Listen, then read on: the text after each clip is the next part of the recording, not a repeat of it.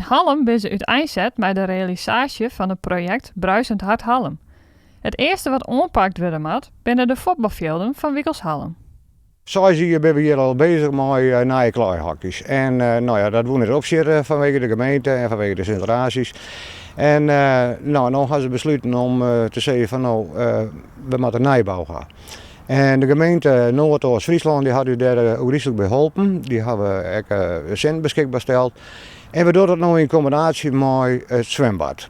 Want het zwembad dat is ook een beetje gedateerd. Die hebben ik kleihockey, die ben ik van jongetje 63.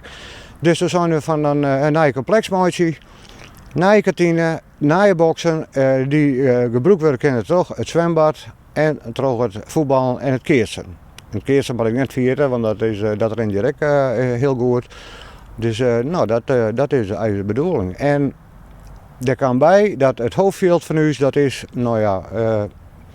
dramatisch wil ik het zeggen, maar het is net super. Er wordt heel vaak wedstrijden, hoe maar een beetje terrein, er worden wedstrijden afgelast. Dus toen zijn ze van, dan moeten we een nieuw veld hebben. Als we dat veld moeten kopdoggen, of we maken hier een heel nieuw hoofdveld, dan ben we echt mooi dicht bij de nijbouw.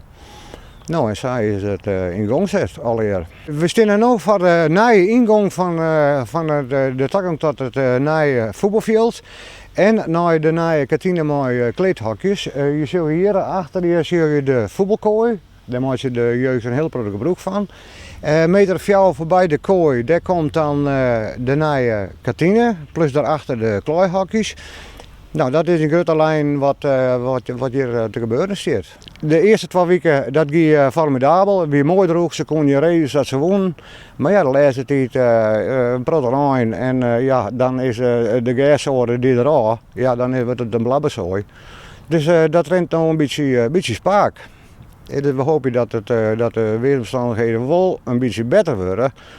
En dat we dan weer los kunnen, want dan komt het goed. En als we nog een maand eerder begonnen, dan gingen we misschien nog op het eind november misschien een voetballen kennen hierop. Maar dat zal nog wel een hele tour worden, dacht ik. Maar goed, we moeten afwachten. Ik ben blij dat we zo hier zijn, dat we los kunnen. En dat we hopen dat we nog een veld krijgen wat altijd bespeelbaar is. Dat zou mooi zijn. En ik ben hartstikke blij dat we met de nieuwe kantine en de kleihockey's. Want dat is voor het dorp dat is hartstikke mooi.